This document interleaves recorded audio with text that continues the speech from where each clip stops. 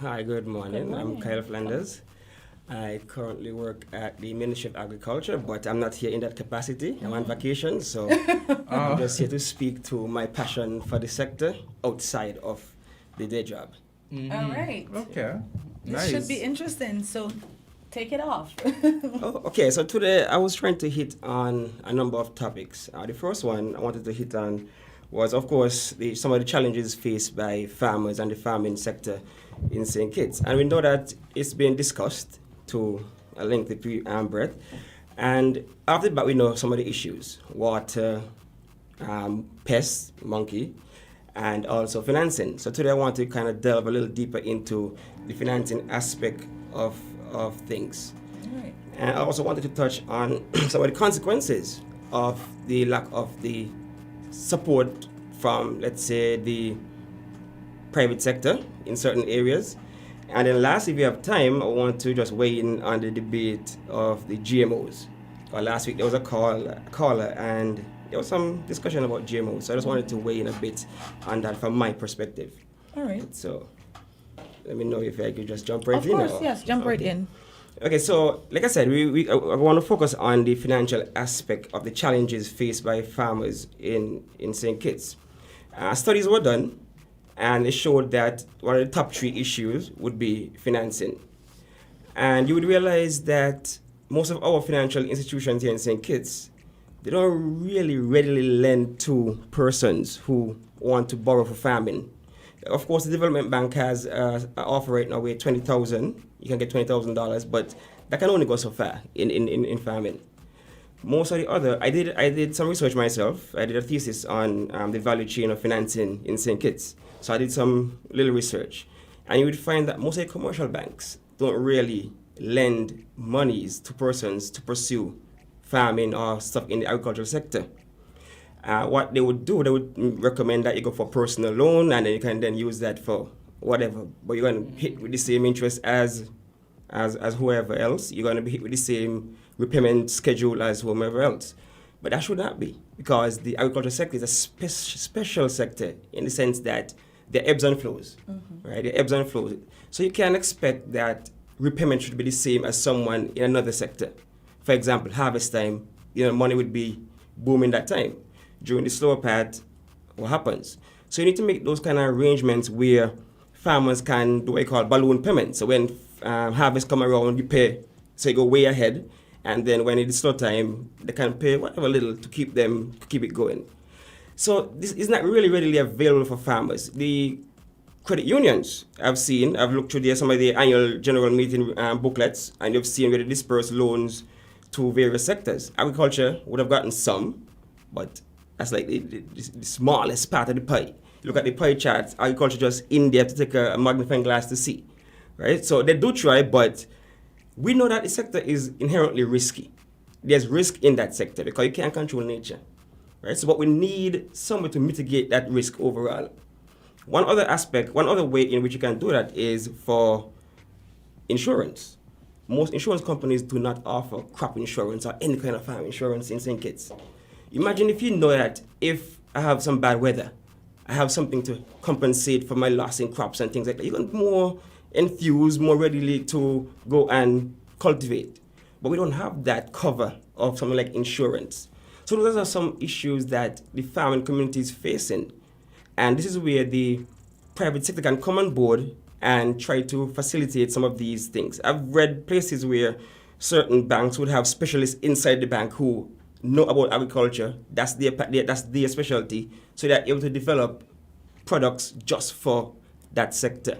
So they know what to do. I'm not too sure. I could stand to be corrected, but I don't know if any banks or even the development bank have that agricultural specialist within their ranks that could steer the financing to where it needs to go. Okay. So you've made a lot of really good points, and I can't help but go back to something that one of the farmers said in probably the second farm report, because the first one I think we just had Troy, and he was admonishing farmers and basically, well, apart from admonishing, pleading with them to take farming as a serious business, right? Have records, do bookkeeping, treat it as you would treat any other business, because it is a business and it's serious business. And so that makes me wonder if that is one of the reasons why we're getting this approach by the financial sector. As in, you come for a loan and it's for a business, but the business is farming, but you can't really show reports. You can't show, well, okay, this is what happens during sowing period. So, like you said, the ebb and flow. This is what happens during reaping period. So it's obviously higher than, sowing period. So that is just my thought. And I think it's something that I've asked Troy and the other farmers every single time that they've visited. What strides are you guys making? Are you doing training? Are you having courses where you're, educating even the older farmers? Because at one point in time, everybody had a backyard garden, and sometimes that would have multiplied into a bigger farm, but it is a business. So I can't help but wonder if that's one of the reasons why it's difficult getting financing and even insurance. But I do like your point, because it is something that they should take into consideration. Yeah, that's exactly what you're saying. Now, this is why I said before that these entities, these institutions should have someone within who can guide the farmers, guide them to show them, okay, this is what we need, this is how we can reach there. Because the reality is, most of our farmers, they're not really versed in that. So yes, training is needed, but also we need the help from the private sector to help them. Even, I know some banks have small business units or whatever. Even that, they don't have anyone dedicated to that sector. So you'll say, bring a business plan, bring the records, the data. But do you have someone to help them to get there, to guide them to get there? So that's why I like the idea of the consortium, because they can bring in persons to really help with that kind of thing, that kind of training. But it's an all hands on deck approach, I feel. So they would do their part, government would do their part, and the private sector would do their part to help everybody reach their goal. So the role you see the private sector playing is in helping the consortium to better, help themselves. Help the consortium and those who choose not to be a part of. I'm glad you mentioned backyard farming, because I'm passionate about that also, because that's part of where we grew up, backyard gardening, that kind of thing. So they too need that kind of support. They need that support from all sectors. So so the private sector can help with that, because they're going to benefit in the end. If I'm a good customer, a repeat customer, I come back, I get my loan, you got me for whatever years, I'm paying good. Everybody can benefit in that case. So it's up to them also, in their best interest, to help the sector to grow. So we don't have to touch on my next thought, which is imports. We don't have to have these vast levels of imports. So tell me, okay, so I'm part of the private sector. Ideally, what role do you see me playing? Like, how can I help the cause? How can I push it further along? Well, I want to see them develop, like I said, products specific for the sector. Like I said, in my readings and stuff like that, there was an example in Jamaica where a credit union sat down and developed a whole lending system surrounded just for the sector. So they developed the payment installments for payments. They developed even the on credit, certain things on credit, those kind of things. Okay. Right? It's not only the financial institutions either. You have this thing where you call a lead firm in other places, where there's a big firm or two that would help with overall financing of the sector too. So there's a company that has imports, and they would give you imports, on credit, knowing that when the harvest season come, they take back how much they lent you, and things like that. So you want to see even those entities get involved in helping to finance the overall sector, where it is you even do some contract farming, where maybe a supermarket might say, I'm going to buy X amount or lease X amount of land, and then we have persons work on that land, and then that would help to keep the money in sync. It's also and help to. Some farmers might just want to do maybe 8 to 5 or 8 to 4, right? If you got that at your disposal, you might not have to stress so much about where inputs coming from, that kind of thing. You just work, do your work. Right? So even that angle can be used to finance certain entity endeavors. Okay. I've heard you, Kyle, speak about the financial institutions and the private sector, which I do think that really needs to be echoed more, because when you look at it, you see that there is more that can be done by the private sector. My question is, because I always think that, and I don't want to put you in a spot because I know you work at the Ministry of Agriculture, is because I don't want to put you in a spot, because you're not here representing the ministry. But in my thoughts, these are things that perhaps the ministry could have some collaboration and voice with the private sector to urge them to try to assist farmers and come up with these policies. Because I see the government as the voice of the people, and they have a sector that I think is very important. We all know and stress the benefits of agriculture.